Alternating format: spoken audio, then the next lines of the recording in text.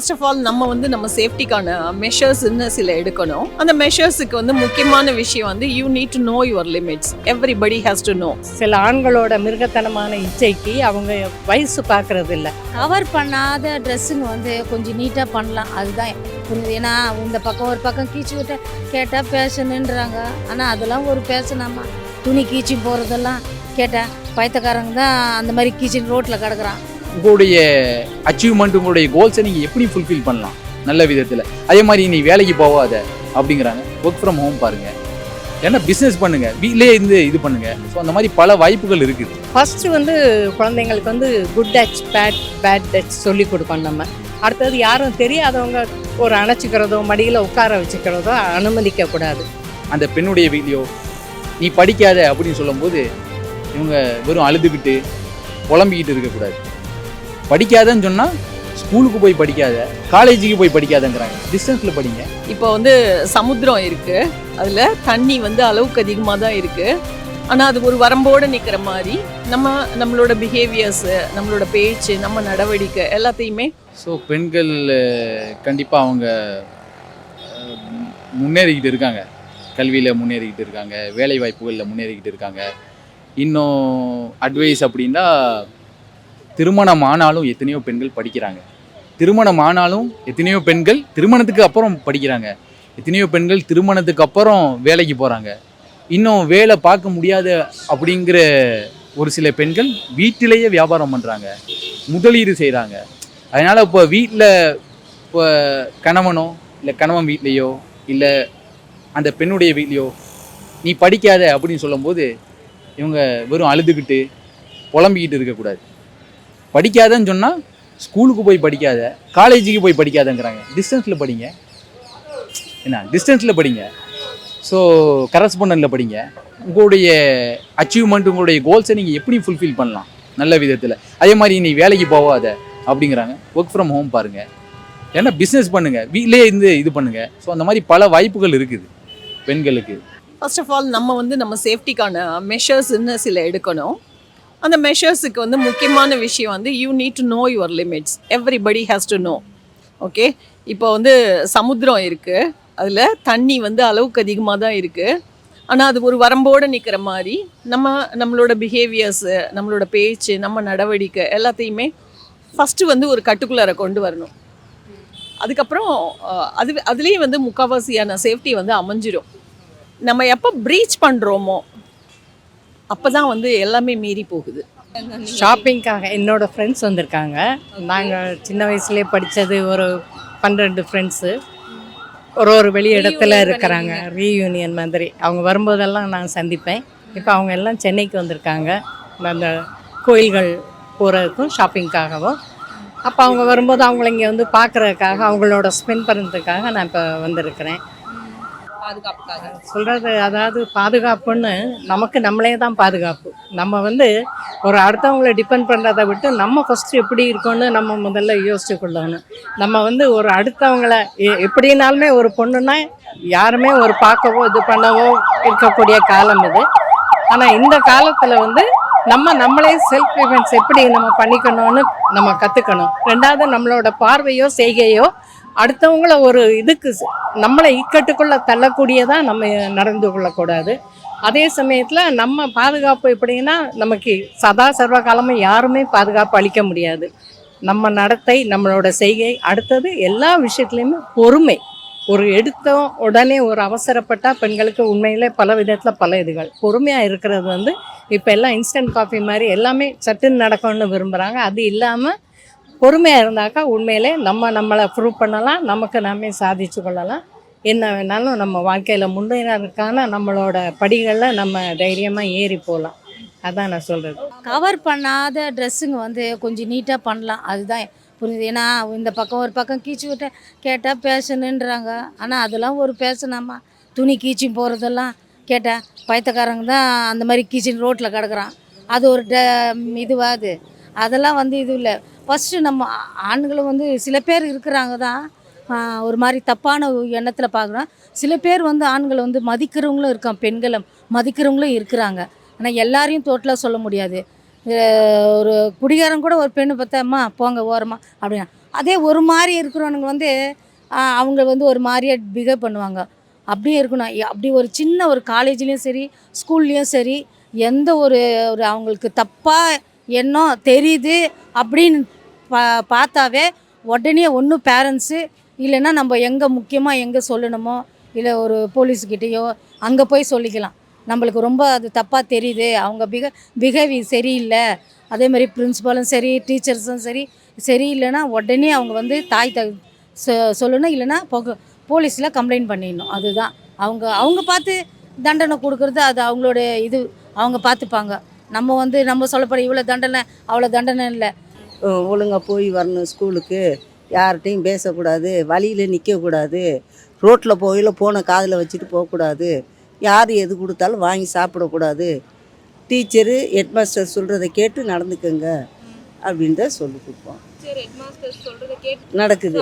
அப்படி உள்ளவங்க கிட்ட யார்கிட்டையும் பேசாத, வீட்டில் வந்து தாய் தகப்பங்கிட்ட சொல்லுங்க, இந்த மாதிரி சார் இந்த மாதிரி சொல்கிறாரு, டீச்சர் இந்த மாதிரி திட்டுறாங்க, இதை வந்து சொல்லுங்க, அப்படியே மனசில் போட்டு புதைச்சிக்கிறாதீங்க, சொல்லுங்க, பெற்றோர்கிட்ட சொன்னால் தான் அவங்களுக்கு தெரியும் அப்படின்னு சொல்ல வேண்டியது, அவ்வளோதான். அப்யூசஸ் நடக்கும்போது சிறுமை கண்டு பொங்குவாயின்னு நம்ம பொங்க தான் வேண்டியிருக்கு. சரிங்களா? நம்மளை மீறி சில விஷயங்கள் நடக்கும்போது அதுக்கு நம்ம வந்து ரியாக்ட் பண்ணத்தான் வேண்டியிருக்கு.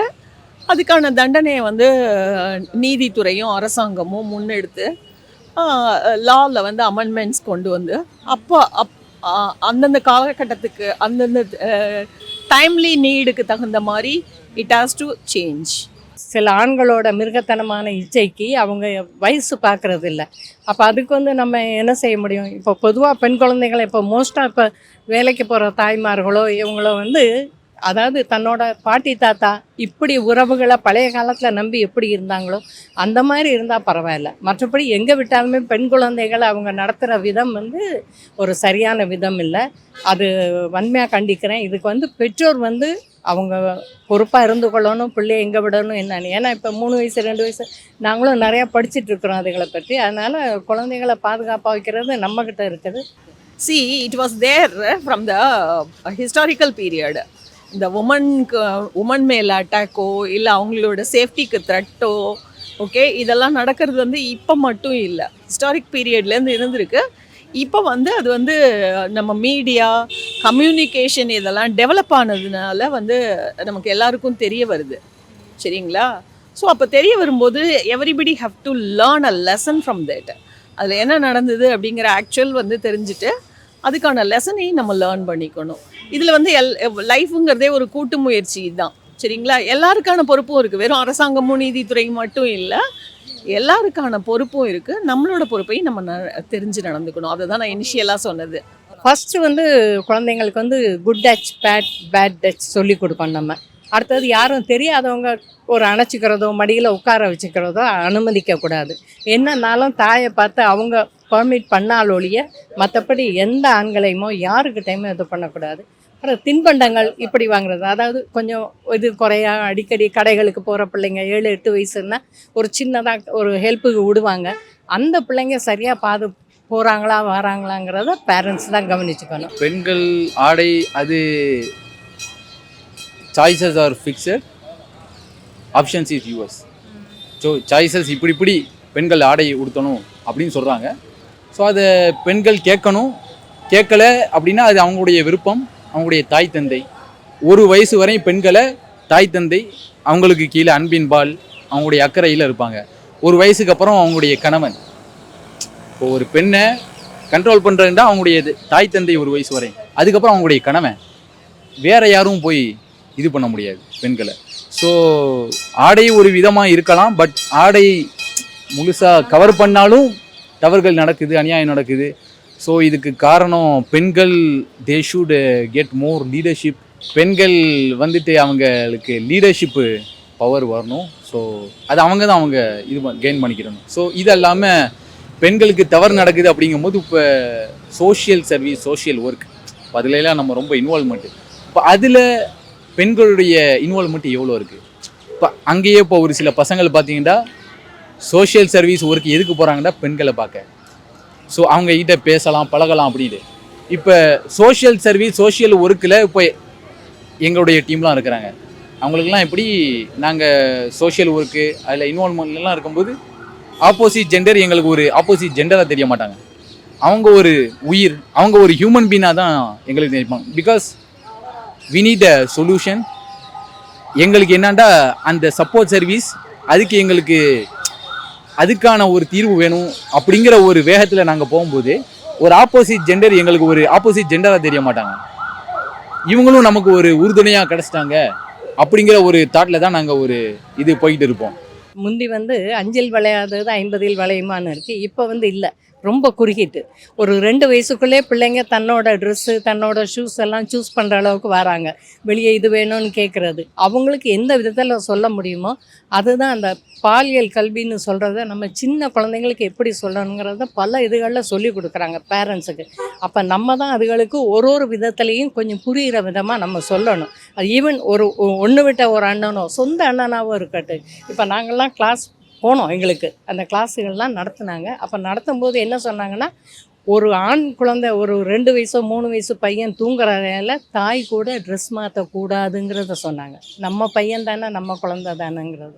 அதனால அந்த ஆணோட இதுக்கு நம்ம வந்து ஓரளவு கொஞ்சம் அதுலேருந்து தள்ளி நிற்கிறது, ஒரு இடைவெளி கொடுக்கறது ரொம்ப நல்லது. நல்லவங்களும் இருக்கிறாங்க, கெட்டவங்களும் இருக்கிறாங்க. என்னென்னா பெண்கள் வந்து நீங்கள் ஜாக்கிரதையாக ஃபோனே எந்த நேரம் இப்போ ரொம்ப ஃபோனில் ரொம்ப முழுகி போயிடுறாங்க பெண்கள். அது இதுன்னு பார்த்துக்கிறதுனால. அதனால என்ன, ஃபோன் பார்க்குறது கொஞ்சம் அவாய்ட் பண்ணிங்க. நல்லது நிறைய இருக்குது ஃபோனில், அதை யூஸ் பண்ணிக்கங்க ஃபோனில். அதுதான் எங்களோட இதுவே. ஏன்னா எங்கள் பசங்களும் போகிறாங்க வராங்க. இதுதான் ஒரு நாட்டையும் ட்ரெஸ்ஸு கரெக்டாக போட்டுன்னு போ, ட்ரெஸ்ஸு இது பண்ணின்னு போ. மற்றவங்க பார்க்குற மாதிரி நீங்கள் வச்சுக்காதீங்க. உங்களோட பிஹேவியர் சரியாக வச்சுக்கோங்க. அப்புறம் மற்றவங்கள நம்ம குறை சொல்லி பிரயோஜனம் இல்லை. நம்ம வந்து கரெக்டாக இருந்தால் மற்றவங்கள எதுவுமே இல்லை. சில பேர் இருக்கிறாங்க, கேவலமானவங்களும் இருக்கிறாங்க, அது நான் சொல்ல விரும்பலை. ஆனால் அந்த மாதிரி ஒரு விஷயத்தில் இருந்ததுன்னா நீங்கள் போலீஸில் கம்ப்ளைண்ட் கொடுங்க. தாய் தந்தை சொல்லணும்னு அவசியம் இல்லை, நீட்டாக போங்க போலீஸ் ஸ்டேஷனுக்கு. இந்த மாதிரி பண்ணுறாங்க, ஃபோட்டோ பிடிச்சிங்க அவங்கள அதோட அவங்கள ஆதாரத்தோடு அவங்கள கொடுங்க, அவ்வளோதான். காவல் நிலையம் நல்லபடியாக பார்த்துப்பாங்க. வந்து குடும்பம் தான்மா. எல்லாருமே நம்ம வந்து தூங்கி எழுந்திரிச்சு வர்றது வந்து ஒரு வீட்டிலேருந்து தான் வர்றோம் இல்லையா? அந்த வீட்டில் வந்து அதோட சூழ்நிலைகள், வளர்ப்பு, இதெல்லாம் தான் வந்து சில விஷயங்களை நம்மளோட qualities inherited by birth. Even though நம்மளை வந்து வழி நடத்துறது, நம்மளை சுற்றி இருக்கிறதுலேருந்து நம்ம லேர்ன் பண்ணிக்கிறது தான். ஓகேவா? ஸோ அந்த சூழ்நிலைகள் சரியான விதத்தில் அமையணும். அதுக்கு வந்து எல்லாருமே வந்து அதை உணர்ந்து நடக்கணும். எங்களுக்கு வந்து எங்களுக்கு பிஷப் ஹவுஸில் ஐம் கிறிஸ்டியன். நாங்கள் பிஷப் ஹவுஸில் இருக்கும்போது எங்களுக்கு இது எல்லாமே கிளாஸஸ் நடந்து ஒரு 6 இயர்ஸ் இந்த மாதிரி கிளாஸ் எல்லாம் போனோம். அப்போ அந்த பிள்ளைங்களுக்கும் நமக்கும் நம்ம தலைமுறை வேறன்ற இது இல்லாமல் அவங்களுக்கு எப்படி உணர்த்துறதுங்கிறத சில கான்வென்ட்டோடு இருக்கிற ஸ்கூல்களில் போய் அந்த பிள்ளைங்களுக்கு சொல்லி கொடுத்தோம். மோஸ்ட்டாக வந்து இந்த ஆஃபனேஜ் இருக்கும் இல்லையா, அதில் அந்த பிள்ளைங்க இருக்கிறாங்க. அப்போ அவங்க எப்படி நடந்துக்கணுங்கிற வழிமுறைகள்லாம் எங்களுக்கு சொன்னாங்க. அப்போ சொல்லும்போது இது இருக்குது. அதில் அவங்க ஸ்பெஷலாக சொன்ன ஒரு கருத்து வந்து, இந்த பிள்ளைகள் படுத்திருக்கோம், எவ்வளோ தான் ரூம் சின்னதோ இதுவோனாலும் பிள்ளைகள் முழிச்சிருக்கும்போது உண்மையிலே மாற்றக்கூடாதுன்னு சொல்லுவாங்க. அதனால் இப்போ வந்து பிள்ளைகளை ஒன்றா குளிப்பாட்டுறதோ இதுவும் முடியாத காலம். அதாவது ஒரு பெண் பிள்ளைன்னா அதை தனியாக அதுக்கு எப்படி ட்ரெஸ்ஸை போட்டு அது குளித்து இதெல்லாம் நம்ம கற்றுக் கொடுக்கணும். உண்மையிலே முன்னாடி இந்த இதெல்லாம் இல்லை, ஆனால் இப்போ இதெல்லாம் பெருகிறத பார்க்கும்போது உண்மையிலே கொஞ்சம் வருத்தத்துக்குரியது தான். ஆனால் பேரண்ட்ஸோட பொறுப்புன்னு சொல்ல மாட்டேன், எல்லாமே டீச்சர்ஸ் எல்லாமே ஸ்கூலில் நல்லா தான் பார்த்துக்கிறாங்க. அவங்களுக்கு அவ்வளோதான் டைமு. ஆனால் பேரண்ட்ஸோ வீட்டில் இருக்க பெரியவங்களையோ அவங்கள நம்பலாம், அவங்கள நம்பி கொடுக்கலாம். அவங்க ஒன்றும் மோசமானதை சொல்லி கொடுக்க போகிறதில்ல. தாங்களை என்னென்ன தப்பு பண்ணமோ, எதை தவற விட்டமோ அதை பேர குழந்தைகள் நம்ம பேரன் பேத்திகள் அடையணுங்கிறதுல அவங்க ரொம்ப ஷார்ப்பாக குறிப்பாக இருப்பாங்க, செய்வாங்க. அதாவது பெண்களுக்கு அநியாயம் நடக்குது, பெண்களுக்காக இருக்கட்டும் ஆண்களுக்காக இருக்கட்டும். இப்போ ஒரு 100 பேர் போகிறாங்க அப்படின்னா ஒரு 10 பேர் சண்டை வளர்க்குறாங்கன்னா என்ன ஏதுன்னு பார்க்கணும், என்ன பிரச்சனை என்ன ஏதுன்னு. ஸோ இப்படி தெருவில் ஒரு ஊரில் அங்கெல்லாம் என்ன ஒரு எப்படி பார்க்கப்படுதோ அதுதான் ஒரு லீடர்ஷிப் இதுலையும் பார்ப்பாங்க. இப்போ தெருவில் என்ன பிரச்சனைகளை நம்ம எப்படி நம்மளால் இது பண்ண முடியுதோ கவர் பண்ண முடியும், அதுதான் ஒரு ஆஃபீஸில் நம்ம பார்க்க முடியும். இப்போ ஆஃபீஸில் கூட ஆன்டி செக்ஷுவல் ஹராஸ்மெண்ட்டு பாலிசிஸ்லாம் இருக்குது. பட் அதை எத்தனையும் டீம் லீடர்ஸ் டீம் மேனேஜர்ஸ்லாம் மிஸ்யூஸ் தான் பண்ணுறாங்க. ஸோ அங்கேயும் அது இதாக இருக்கணும். பட் நம்ம இந்தியாவை பொறுத்தவரையும் ஆன்டி செக்ஷுவல் ஹராஸ்மெண்ட் ரொம்ப பவர்ஃபுல்லாக இருக்குது ஒர்க் பிளேஸில்.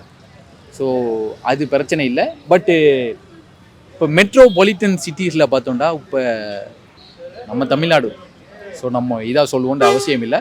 இப்போ பெங்களூரில் பார்த்தீங்கன்னா பெண்கள் 3 மணி 4 மணிக்கெல்லாம் தனியாக போவாங்க.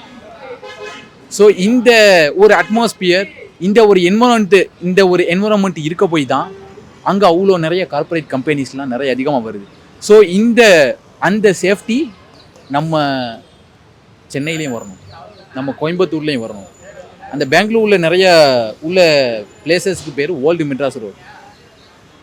Those places were before Tamil Nadu. So அதுவும் தமிழ்நாடு தான் முன்னாடி, இப்போ தான் அது பெங்களூர், கர்நாடகா. ஸோ அங்கெல்லாம் பார்த்தீங்கன்னா அங்கே என்ன ஒரு என்வரன்மெண்ட்டு அட்மாஸ்பியர் இருக்கோ அது நம்ம இதுலேயும் வரணும். ஸோ அப்படி வந்தால் we don't have to blame about the leaders.